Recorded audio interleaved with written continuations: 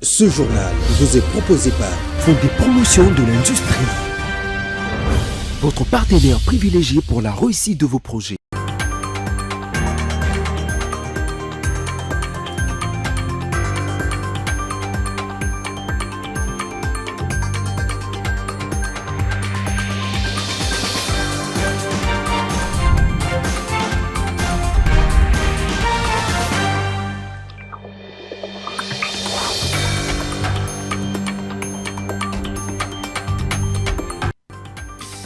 Vous êtes sur APIC Télévision dans ce rendez-vous vespéral pour vous informer. D'abord les titres.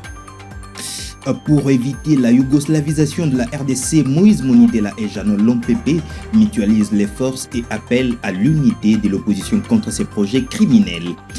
Et puis la coalition Lamouka est loin de lâcher le gouvernement congolais dans son projet de transfert des migrants des USA en RDC. Vous suivrez Prince Epenge, porte-parole de la plateforme dans ce journal. Et enfin, à Kinshasa, Félix Tshisekedi instruit Israël Kantou applique rapidement. Désormais, plus question d'interpeller les jeunes qui n'ont pour leur extravagance, moins encore leur chevelure. Voilà tout pour les titres, bientôt les développements. Encore une fois, bonsoir et bienvenue. Si vous nous rejoignez à l'instant, la cité d'Nkamba a désormais un nouveau statut, celui des villes saintes. C'est la décision du président de la République, Félix-Antoine Tshisekedi Tshilombo, après échange avec le chef spirituel de l'église kimbanguiste lundi 6 avril à l'occasion des activités commémoratives du combat des prophètes Simon Kimbangu organisé à Nkamba dans la province du Congo central. Je vous propose de suivre les présidents de la République s'exprimant dans l'une de nos langues nationales, le Lingala. Le 6 avril est comme un jour férié, chômé et payé na Congo Kinshasa. Kasi sima ya masolo touti kozwa na papa Simon nazui lisusu décision ya sika.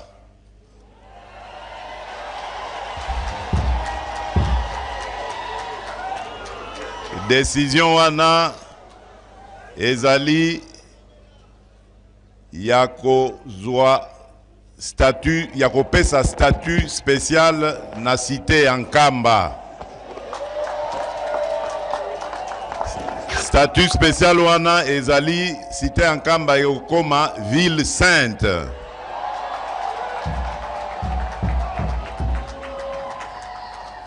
Malamuto malamute. Esengote. Voilà, moi maloba moke nazaki na yango, na pesi bino mbote, botika la malamu nzamba batela bino, pe tokoya komona na mbalasima. Et je le disais tantôt, le gouvernement congolais annonce l'accueil à Kinshasa dès ce mois d'avril des migrants de diverses nationalités expulsés des États-Unis d'Amérique. Dans son communiqué rendu public dimanche 5 avril, l'exécutif national précise que l'organisation logistique de cet accueil sera entièrement prise en charge par les États-Unis d'Amérique via des structures spécialisées dans le mouvement des personnes à travers les mondes.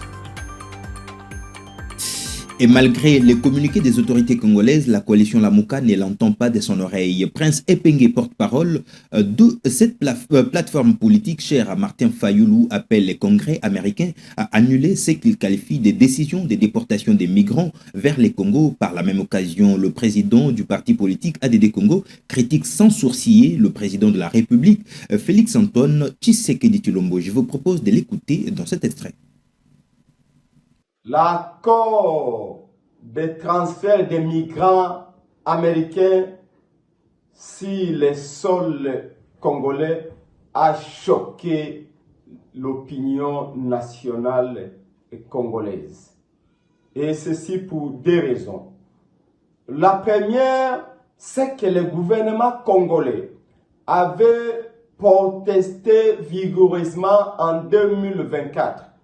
Lorsque les Royaumes-Unis avaient signé le même type d'accord avec le Rwanda pour transférer les migrants du Royaume-Uni au Rwanda.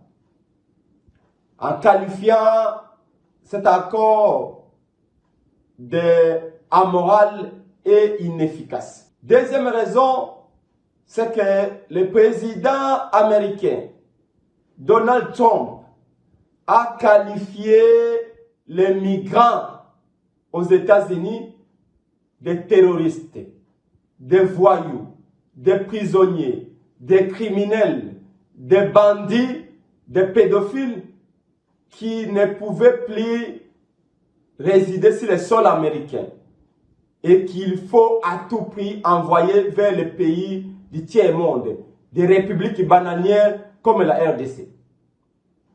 De ces deux constats, nous voulons poser une question simple à M. Félix Tshisekedi.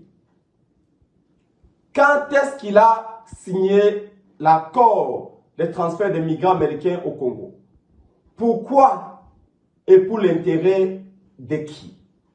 La raison de cette capitulation est simple. Pour obtenir un troisième faux mandat, Félix Tshisekedi est prêt à tout. Je l'ai également souligné à l'entame de ce journal, l'unité de l'opposition en vue d'éviter à la RDC la yougoslavisation. Voilà la quintessence du tête-à-tête qui a mis ensemble samedi 4 avril Jean Lompempe et Moïse Monidela, respectivement président du Front pour la Patrie et président des conservateurs de la nature et démocrate CONAD au siège de son parti situé dans la commune de Kinshasa. Suivez tout dans cet élément.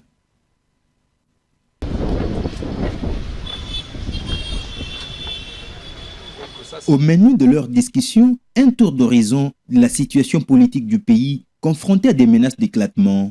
Motivés par la volonté de sauver la nation en danger, les deux personnalités politiques, membres de l'opposition, plaident pour l'unité de l'opposition. Ils tendent la main à tous ceux qui ne veulent pas la yougoslavisation du pays orchestrée par le Rwanda et ses supplétifs. Qu'est-ce qui nous rassemble, nous ici? C'est la nation congolaise qui est en péril. La maison est en train de prendre le feu de partout. Au lieu de se disputer, de dire moi je vais prendre la maison, la chambre qui est à côté de la piscine ou la chambre des parents, alors que la maison est en train de brûler, il faut tout d'abord éteindre le feu. C'est ce qui a fait que nous sommes allés aux concertations. Et là, ça nous a unis. Le fait que le président a fait un appel pathétique, patriotique, politique, pour dire que la maison est en train de brûler, mes amis, mes frères, venez. Et nous n'avons pas hésité. Alors que Kisangani était menacé, nous sommes allés au nom de la partie de la nation qui était en péril. Voilà, c'est ce qui nous unit. C'est dans le cadre de l'unité de l'opposition que nous, au niveau de notre parti politique, nous avons décidé de pouvoir rencontrer les leaders du parti CONAD, et qui est le président, l'ancien ministre honoraire Moïse Monidela, parce que nous savons que non, celui, il est l'initiateur du concept le camp de la nation. Pourquoi le camp de la nation? Parce que c'est pas aujourd'hui qu'il a lancé quand même ce concept-là, les pays en guerre, et que nous, au niveau de l'opposition, nous avons intérêt de pouvoir écouter et surtout les véritables leaders de l'opposition, et notamment le cas du président Monidela. Voilà pourquoi nous sommes venus quand même le voir. Les deux acteurs politiques ont mis l'occasion à profit pour lancer un appel pressant à toute personne ancrée à l'idée de mettre l'intérêt supérieur de la République au lieu des intérêts partisans. Pour éviter la yougoslavisation du pays, ils appellent tous les Congolais de toutes tendances politiques et religieuses confondues et la société civile dans la plateforme Les Camps de la Nation, initiée par le président Monidela depuis plusieurs mois déjà. Et prenez cette information en bref. James Swan, le nouveau représentant spécial du secrétaire général de l'ONU et chef de la MONUSCO, prend officiellement les commandes de cette mission aujourd'hui dans un contexte de crise sécuritaire aiguë à l'Est. Sous le nouveau mandat de la résolution 2808, la MONUSCO suspend son désengagement et renforce ses capacités offensives pour contrer l'usage de drones et missiles par le groupe armé. Les diplomates américains devront prioritairement veiller au respect du cessez-le-feu et coordonner le retrait des RDF exigé par les conseils de sécurité de l'ONU. Je le disais également à l'entame de ce journal, sa réaction n'a pas tardé quelques heures après l'instruction du président de la République au sujet des arrestations arbitraires de jeunes dans la capitale congolaise. Les commissaires provinciaux de la police nationale congolaise, ville de Kinshasa, Israël Kantoubakoulou, a ordonné à tous les éléments de sa juridiction de cesser immédiatement les arrestations arbitraires de jeunes à cause de leurs extravagances et leur chevelure. Il a ordonné cette injonction lundi 6 avril 2026 au cours d'une réunion avec les commandants commandants des commissariats urbains, des districts, des groupes mobiles d'intervention et des unités de circulation routière. Suivez ces commentaires. Le chef de la police provinciale de Kinshasa, le général Israël Kantou Bakoulou, n'a pas tergiversé face à ces hommes des troupes. Dans son adresse, le patron de la PNC ville de Kinshasa a précisé que cette injonction s'inscrit dans les cadres des instructions précises reçues du président de la République à la suite d'une plainte formelle de jeunes Kinois lors de la réception des léopards dimanche dernier. Il a appelé les policiers sous son commandement à la discipline et au respect des droits de l'homme. À notre tour, nous ordonnons aux commandants et aux forces de la police nationale congolaise que je dirige dans la ville-province de Kinshasa de se conformer, a-t-il fait savoir, et de poursuivre toute personne surprise en flagrant délit de manque de mise en application de ces instructions sera punie conformément à la loi. Par la même occasion, Israël Kantou Bakoulou a félicité tous les policiers pour le professionnalisme avec lequel ils ont assuré la sécurité durant la journée festive du retour des léopards après leur qualification à la Coupe du Monde qui s'est déroulée sans aucun incident signalé de l'arrivée des joueurs à l'aéroport international de Ndjili jusqu'à la fin de la cérémonie de leurs hommages à l'esplanade du Palais du Peuple. Insécurité à Kinshasa, des Kinois tapent de plus en plus 10 points sur la table en signe de ras-le-bol face à ces phénomènes devenus chroniques dans la capitale congolaise. C'est à chaque occasion que de nombreux tirent la sonnette d'alarme sur la recrudescence des cas de banditisme urbain qui, de fois, conduisent à des pertes en vies humaines. Bergson Bateka, analyste politique, interpelle à ce sujet le vice-premier ministre, ministre de l'Intérieur, Chabani Loko, et le général Israël Kantou, chef de la police provinciale. Je vous propose de l'écouter. Oui, en tant que Congolais, le constat est vraiment amer. Le constat est vraiment amer malgré les différentes instructions qui sont données ou les différentes mesures qui ont été prises. Mais jusque-là, on ne sent pas vraiment la situation s'améliorer. Récemment, vous avez suivi sur les réseaux sociaux, toutes les plateformes de communication, un groupe de bandits qui opérait en plein quartier d'Elvo. C'est juste sur la RN1, ils ont commis des forfaits, ils ont réussi même à emporter une grosse somme de l'argent. Et cette situation, ça a vraiment inquiété tous les Congolais. D'abord, pas plus que ça. Un mois plus tard, vous avez suivi, c'était à Yolo, où on a abattu un des commerçants, un bijoutier, qui a perdu sa vie à cause de cette barbarie. Et les mesures ont été prises, mais jusque-là, ces mesures jugées inefficaces parce que ces gens-là, ils continuent à opérer librement et surtout ce qui inquiète, que ces personnes, ces malfrats, ils travaillent en pleine journée pendant que les services de sécurité sont là. Donc je pense que les autorités, en dehors de toutes les différentes réunions, de toutes les différentes rencontres, je pense qu'ils doivent passer à une action très rapide pour pouvoir contrer afin que cette situation ne puisse pas demeurer longtemps. Parce que ça fait vraiment peur. Il est difficile de passer 1 ou 2 semaines sans écouter à Kinshasa parler de banditisme urbain plutôt ou de braquage. Et souvent, il y a des gens même qui perdent leur vie, comme à Delvaux. Nous avions aussi qu'il y avait un motard qui a été tué par le passage de ces inciviques. Donc je pense que c'est ici les moyens, l'occasion d'interpeller le commandant de la police ville de Kinshasa, le commandant de la 14e région militaire, le gouverneur de la ville de Kinshasa, mais surtout les patrons de l'intérieur et de la sécurité. Tous ils vivent ici à Kinshasa. Et dans le secteur des médias, le magazine Malembe Africa vient de voir le jour. Son premier numéro est consacré à la femme dans le cadre du mois de mars, mais aborde aussi des sujets d'actualité variés. Un chef-d'œuvre des professionnels du métier inspiré par feu professeur Malembe Tamandiak de son vivant à retrouver dans vos kiosques à journaux. Suivez.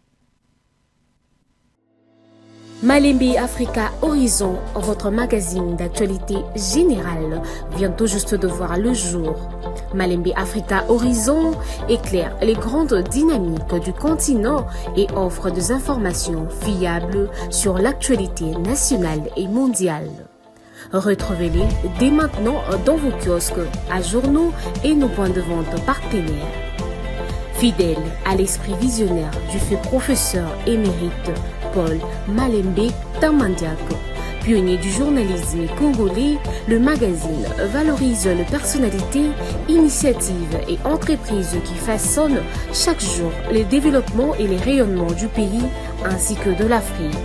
Dans son tout premier numéro de mars, le magazine met à l'honneur les femmes leaders à travers le rubrique Leadership au féminin et Empreinte. Des figures inspirantes y sont célébrées, parmi lesquelles Marthe Kassalou, Denise Nyakirou Tshisekedi, Judith Souminoa Tuluka, Marie Nyangendambo, Espérance Baedila, Laetitia Malembe Lobeya. Ces femmes marquent leur époque par leur engagement et leur leadership visionnaire. Dans le même numéro, Malembe Africa Horizon met également en lumière l'action de ministres engagés dans la transformation de la République, tels que Aimé Sakombi Molindo, Jean-Pierre Liao, John Banza, Didier Boudimbi. Dans sa rubrique Elite Corporate, le magazine braque aussi le projecteur sur deux entreprises majeures qui participent activement à l'économie nationale. Engine DRC, dirigé par Jean-Claude Songula, Onatra SA, conduite par Martin Lukusa. Malembe Africa Horizon, c'est bien plus qu'un magazine. Il est une vitrine de l'excellence, une plateforme d'information crédible, une voix nouvelle qui raconte l'Afrique qui agit, innove et réussit. Retrouvez-les dès aujourd'hui dans vos kiosques et nos points de vente. Malembe Africa Horizon, informé, inspiré, illuminé. Mobilisation accrue des recettes non fiscales, on en parle dans ce journal. La Direction générale des recettes administratives, judiciaires, domaniales et des participations des GERAD, dirigée par Étienne Outoudi-Lutula, et les services d'assiette avancent en ligne jeudi 2 avril à Pullman Hotel dans la commune de la Gombe. C'était la signature des protocoles d'accord 2026 sous les yeux de la vice-ministre des Finances, Gracia Yamba. Suivez ces reportages signés Rigen Aenaka. Organisée sous le haut patronage du ministre des Finances Doudou Fwamba-Likunde Libutaï, la cérémonie du jour a un tour spécial. Mettre les rouages à l'endroit pour répondre à la mobilisation de recettes non fiscales par les services d'assiette. Hôte de l'événement, le DG Étienne Outoudi-Lutula plante les décors. Ces protocoles entre sa régie financière mobilisatrice des recettes et les services d'assiette s'inscrivent dans la vision de Félix-Antoine Tshisekedi Tshilombo, président de la République. La cérémonie de signature des protocoles d'accord qui va intervenir tantôt entre la DGRAD et le service d'assiette s'inscrit dans la dynamique nationale impulsée par son Excellence M. Félix Antoine Tshisekedi Tshilombo, président de la République, chef de l'État, sous la houlette de son Excellence Madame Judith Souminoa Tuluka, Première ministre, chef de gouvernement, et avec l'accompagnement bien entendu de son Excellence Monsieur le ministre des Finances, Monsieur Doudou Fwamba-Likunde Libutaï, ordonnateur général de toutes les recettes du Trésor public.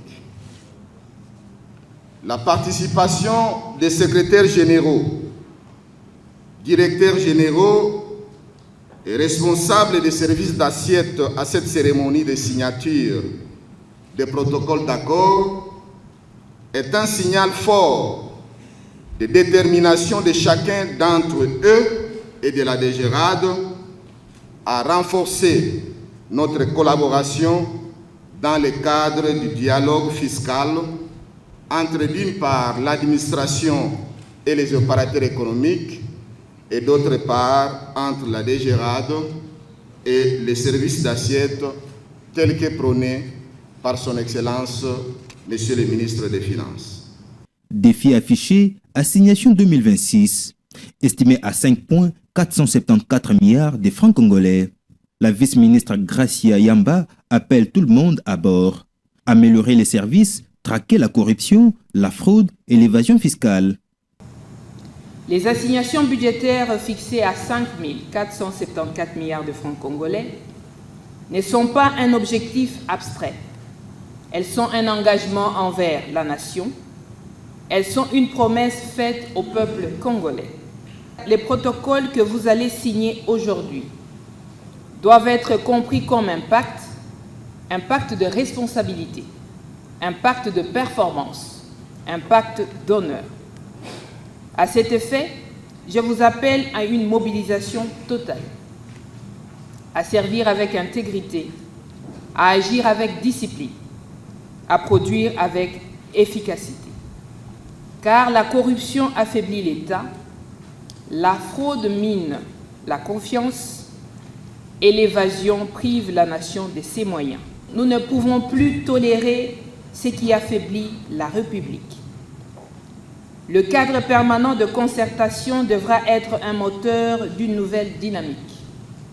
Une dynamique de coordination réelle, une dynamique d'anticipation stratégique, une dynamique d'évaluation permanente.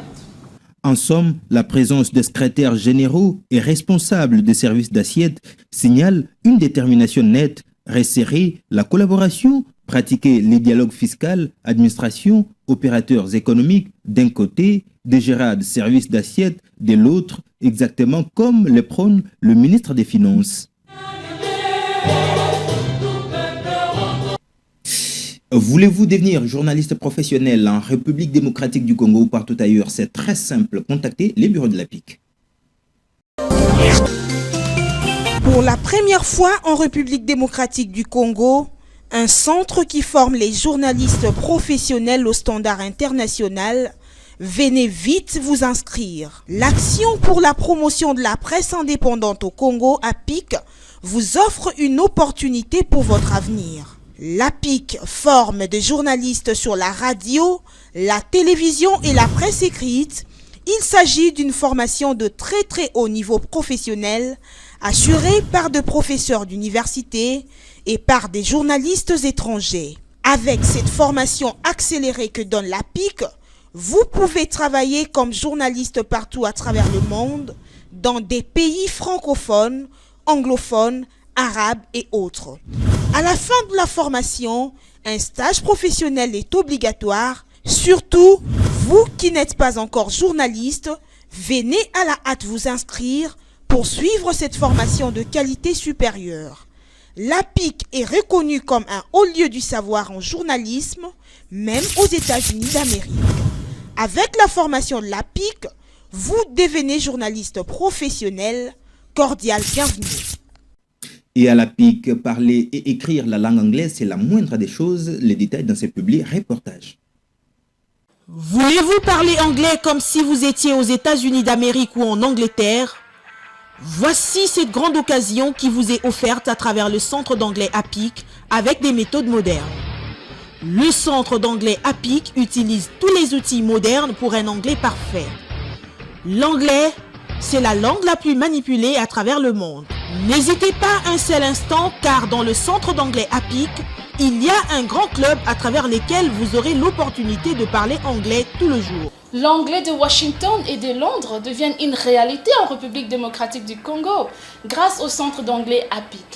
Hâtez-vous car les places sont vraiment limitées.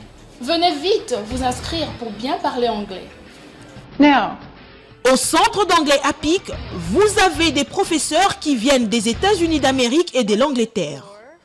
Parler anglais, c'est garantir votre vie et celle de vos enfants. N'ayez pas peur car le centre d'anglais APIC assure une formation de très haut niveau.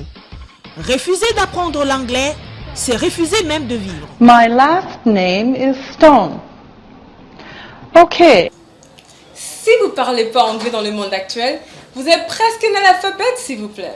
Venez vite vous inscrire dans le centre anglais APIC. Vous allez parler anglais dans quelques mois seulement. What are you going to do tomorrow? I'm going to go play volleyball at the beach. Vous êtes docteur d'État, doctorant, licencié, gradué, diplômé d'État. Venez apprendre l'anglais des affaires au centre d'anglais APIC. L'anglais, c'est votre passeport pour les voyages à travers le monde. Ne pas parler anglais aujourd'hui, c'est devenir sourd-muet, surtout lorsqu'on voyage. Venez vite vous inscrire pour parler anglais. Ne pas s'inscrire au centre d'anglais APIC, c'est creuser sa propre tombe. Ne pas parler anglais aujourd'hui, c'est vivre son souffle de vie, un peu comme une voiture sans carburant. Venez vous inscrire au centre d'anglais APIC N'ayez pas honte d'apprendre l'anglais, quel que soit votre âge. Ne pas parler anglais dans le monde actuel, c'est comme si vous n'existez même pas. Venez vous inscrire au centre d'anglais APIC et vous ne serez plus complexé devant ceux qui parlent anglais. Vous serez l'homme le plus heureux du monde en parlant anglais. Ne pas parler anglais, c'est vivre en enfer. Si vous voulez vous exprimer correctement en anglais, rejoignez-nous dans le centre d'anglais APIC right here and right now. Pour plus de détails, contactez-nous au numéro suivant.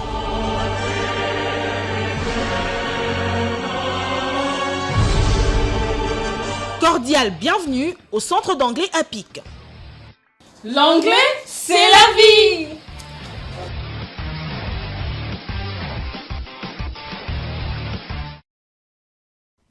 Et voilà qui met un point final à ces rendez-vous vespéral sur APIC Télévision, mais avant de nous quitter, le rappel des titres.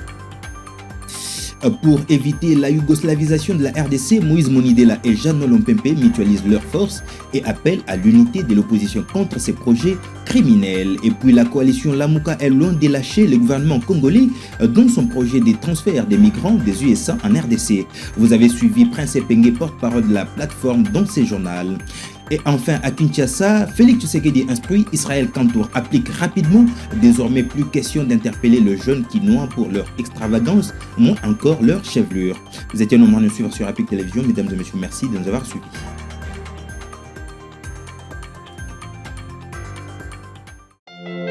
L'actualité en continu sur apic-tv.net. Ce journal vous a été proposé par Fonds de promotion de l'industrie, votre partenaire privilégié pour la réussite de vos projets.